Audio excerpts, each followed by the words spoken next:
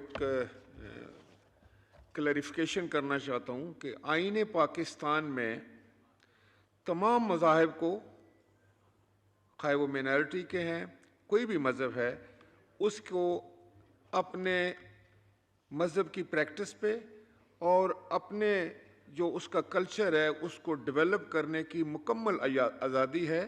اور ہمارا جو دی آبجیکٹیو ریزولوشن ہے اس کی میں آپ کو اس میں لکھا ہے کہ wherein adequate provision shall be made for the minorities to freely profess and practice their religion and develop their culture.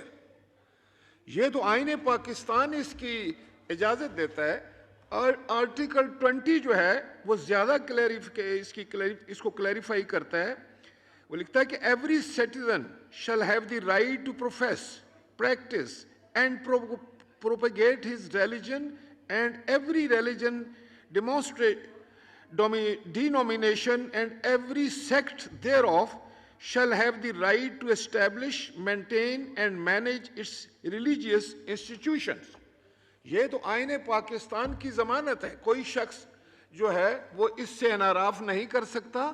اور پرائم منسٹر صاحب نے بھی اس معاملے کا نوٹس لیا ہے اور کہا ہے کہ اگر کوئی آرڈر کیا ہے تو اسے واپس لیا جائے گا.